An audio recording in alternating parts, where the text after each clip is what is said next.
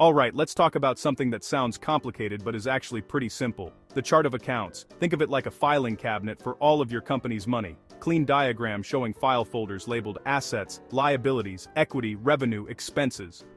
Every single dollar that comes in or goes out has a specific folder where it belongs. This master list of folders is your chart of accounts, or COA for short. It's the financial backbone of your business. It makes sure every transaction is sorted correctly. This simple list is the secret to understanding where your money is really going. So, why does this matter? Imagine trying to find a specific document in a massive pile of papers on your desk. It would be a nightmare, right? The COA prevents that financial chaos. Its main purpose is to bring order and organization to your financial records. This makes creating financial reports, like a balance sheet or an income statement, much easier. When everything is organized, you can see the big picture. You can make smarter decisions for your business. It's your financial map for the road ahead. It is the language your business speaks when it talks about money. So, how does this magic filing system work? It's all about groups. Your COA is divided into 5 main categories. These are the big drawers in your financial filing cabinet. The first group is assets. These are the things your company owns that have value. Think of cash in the bank, the computers you use, and money that customers owe you. Assets are the resources that help your business operate and grow. It is important to know exactly what you own. Next up, we have liabilities. Liabilities are what your company owes to others.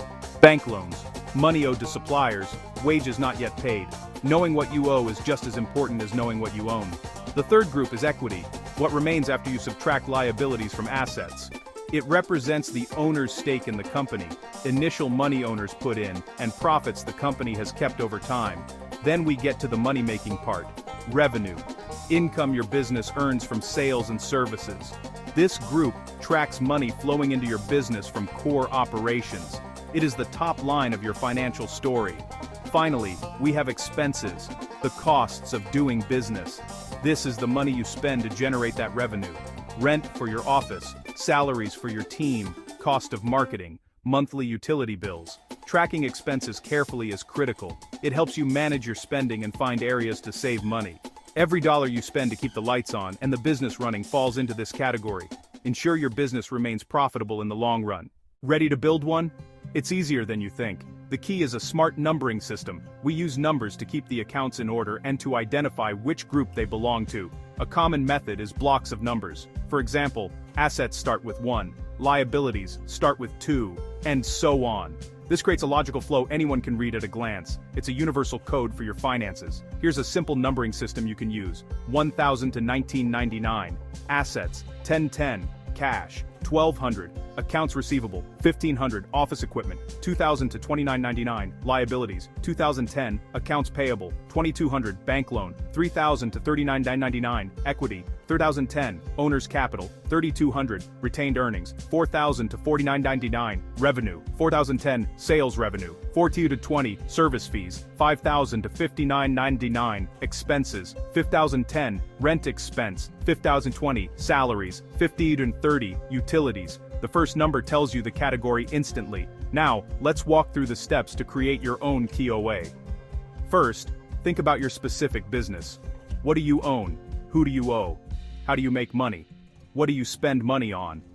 Start by listing the accounts you absolutely need. For a small retail shop, cash, inventory, accounts payable, sales revenue, rent expense. Once you have your list, assign a number to each account using the system. Give yourself some room between numbers. For instance, if your first expense is rent at 5010, maybe make your next one salaries 5050 instead of 5011. This leaves you space to add more detailed expense accounts later, like office rent and warehouse rent, without redoing your numbering system.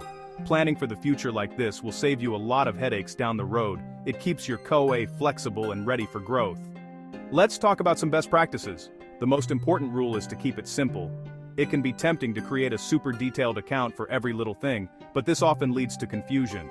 A cluttered COA makes financial reports long and difficult to read. Start with broad categories. You can always add more detail later if you truly need it. Consistency is another key to success. Once you establish your numbering system and account names, stick with them. Den steen die alper algar, shobot altaubaus. Sales income 1 month and revenue from sales the next.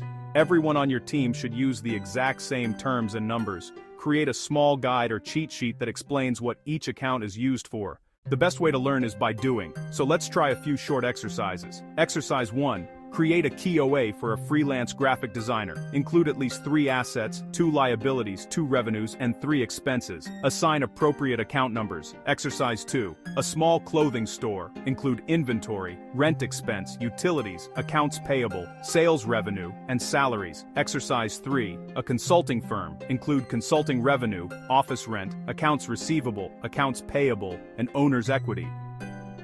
Exercise 4. Identify mistakes. Sales and income from customers are duplicates.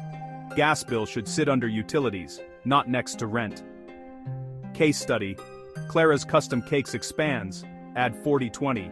Online sales revenue and 40/30. Class fee revenue, add 51/50. Shipping costs and 51/60. Classroom supplies, original numbers don't change. COA is the backbone, number by category. Keep it clear, consistent, and adaptable. Start building a COA for a business idea.